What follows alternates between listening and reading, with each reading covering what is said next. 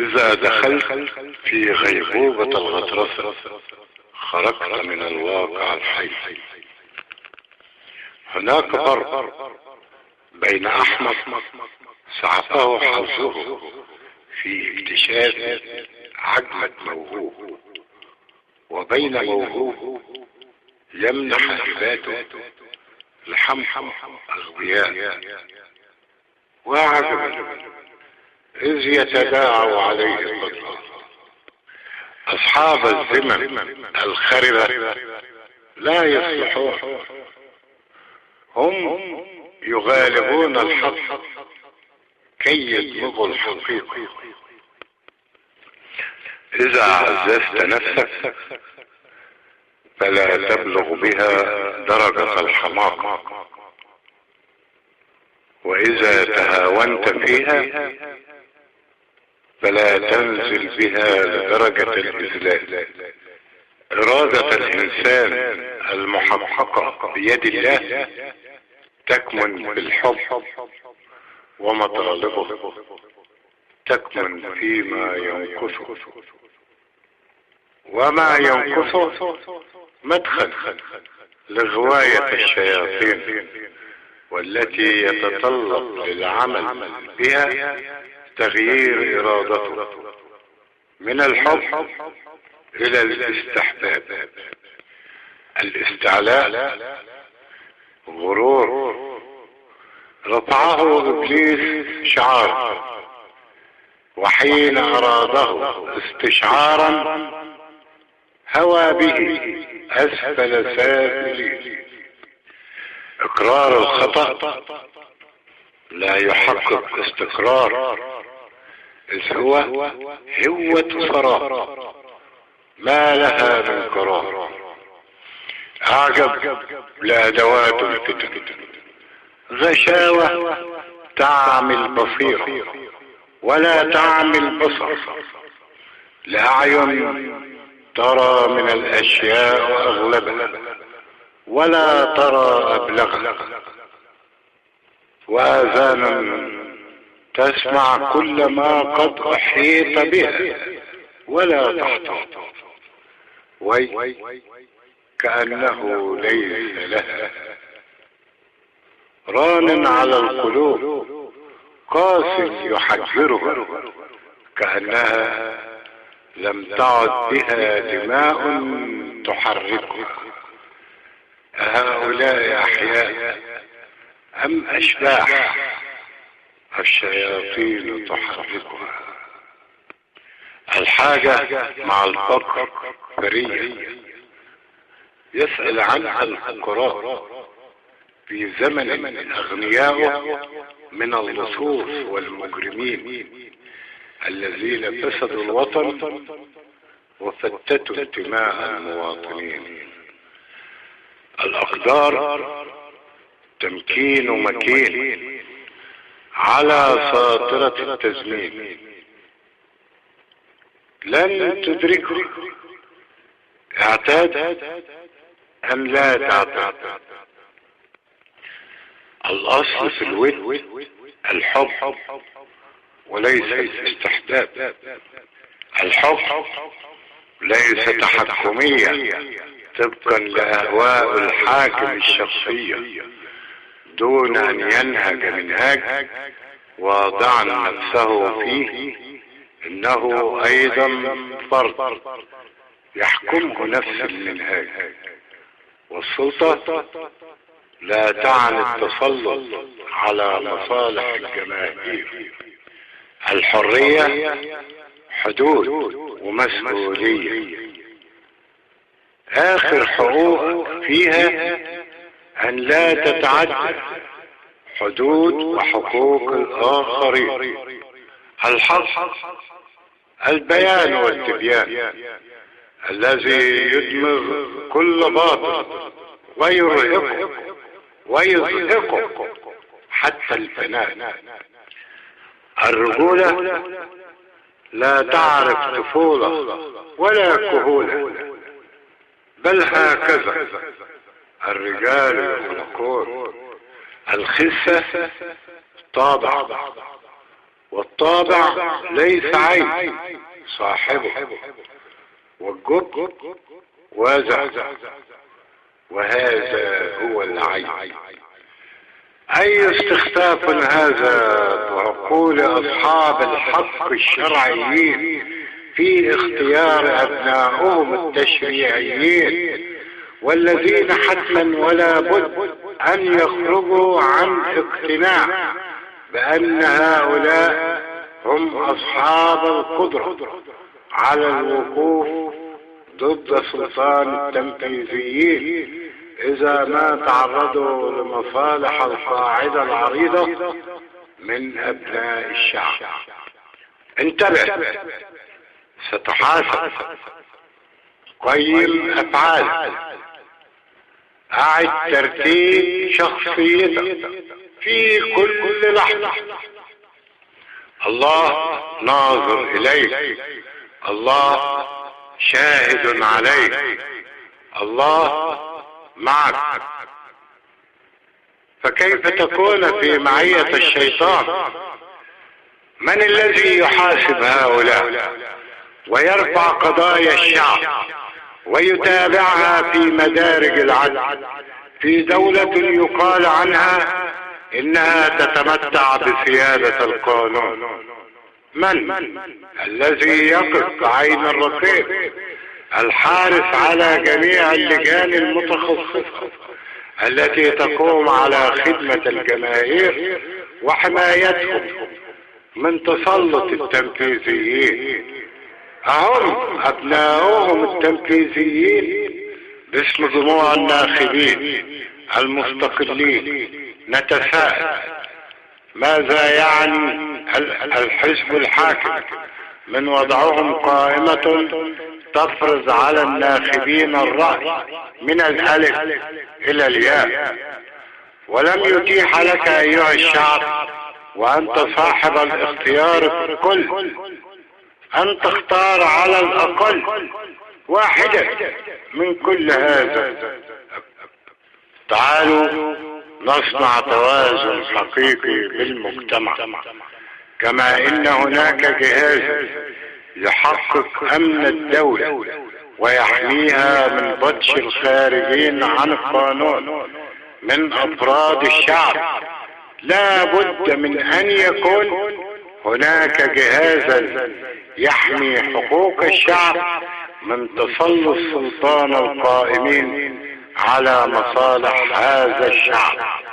تقوى الله مداد الفلاح، حسبها نسك كل صلاح.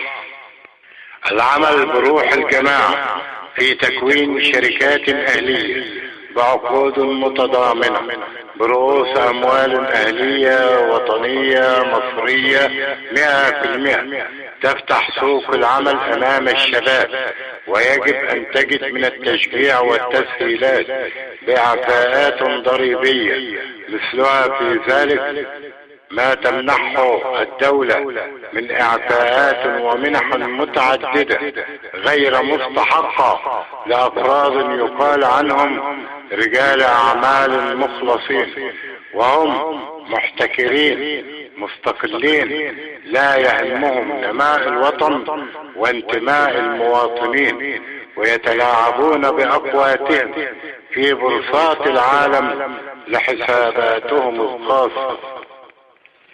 اللهم جنبنا الشياطين وقهر المغفورين بفتن الظالمين، وبك منك إليك لك عليك مولانا قصد السبيل مخلصين لك الدين.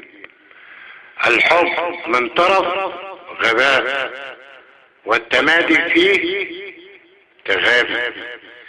اللهم إني لا أسألك شيئا لأجلك، ولكني أسألك أن تصرمد مشيئتك لي كلها لأجلك في عز مهيتك ومعزة معيتك، في رحموت رحمانيات رحمتك، بعز مهيتك ومعزة معيتك، وبك منك إليك لك عليك مولاي قصد السبيل. اللهم بحق حبك لنبيك ومصطفاك محمد تولنا يا ولي يا والي يا والي يا أحد.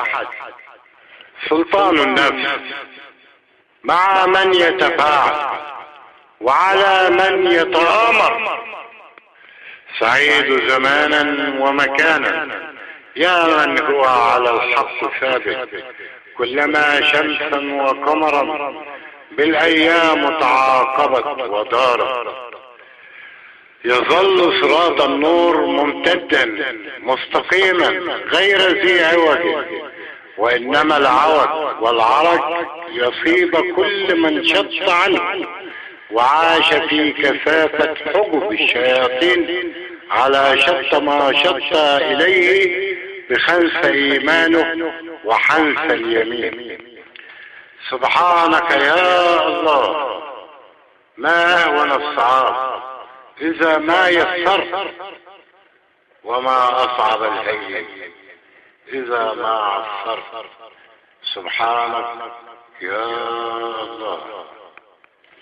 علمنا صوابا، عملنا خطأ، كشفنا خطأ، فلما تمات تغابي هذا أم هذا غباء؟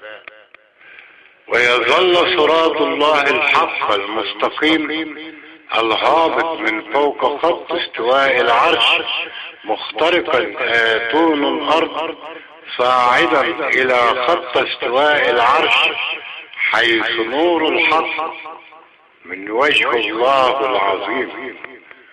قبل أن تبحث لك عن قلما، ابحث عما فيك من قيم في معية الله تتلاشى ماهية المعية، في نور على نور هو حق ماهيته.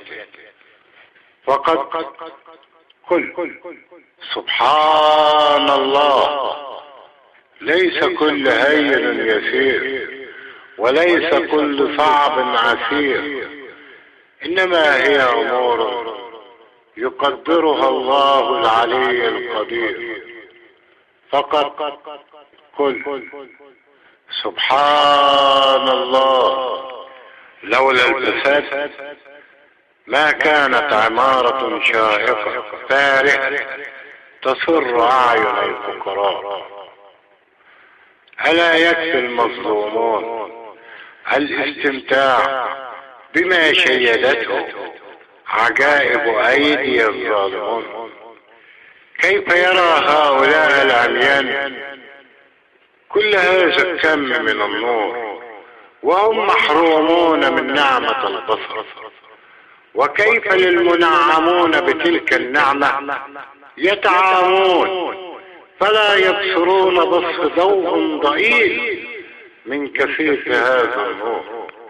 كونك تحقر نفسك وتدنيها لمن هو يدنيها، ولا تصعد روحك مرات لباريها، هذا يؤكد فصل شيطان بينكما يحاكيك فيها وتحاكيها. ما لي أراك تحاكي الدنيا وكأنها الدهر، تبيع نفسك للهوى وتهوى في دناها حتى القاع، وترضى بذلها حتى القهر. ما لهم يغطون في نوم عميق، أهو الخوف أم هو فقر؟ عم وغم ببلاء وكرب عظيم. ما يعنيه التكمل لا يعنيه التجمل، وما يعنيه التجمل لا بد له من التكمل. من ساح في مساحة واقعه ولم يخرج من سياحته على ساحة ما لا يتوقعه فقد أمن مكر الله، ولا يأمن مكر الله إلا القوم الظالمون. من أغلى الأشياء إلى الإنسان هي نفسه، إذ هي ذاته التي يتفاعل معه وتتفاعل معه، ثم يكون بعدها القرار ماذا يفعل وكيف يتفاعل مع الآخرين. مسؤولية بينية جد خطيرة هي تلك التي بين النفس وصاحبها، إذ لم يكن صاحبها ذو عقل يسكن في لب قلبه لب قالبه بتعقلات مضت لتعقل آت، وجوه سابحة مسبحة ووجوه شائحة كالحة، ما وجه تفاعلاتهم؟ هي نفسه التي إذا أساءت التقدير غفرت لها في توها، وإن حصرتك بفعل يضرك ويضرها تلكلكت قليلا في توبيخها، ثم سرعان ما تغفر لها غفرا ينفيك أسى أحداثها. من صفات الإله الحق إنه الأعلى، فلا سماء تظله ولا أرض تقله. فأين دعاة الباطل من مزاعم دعواهم لآلهته لا تملك قدرا من هذا المقدور؟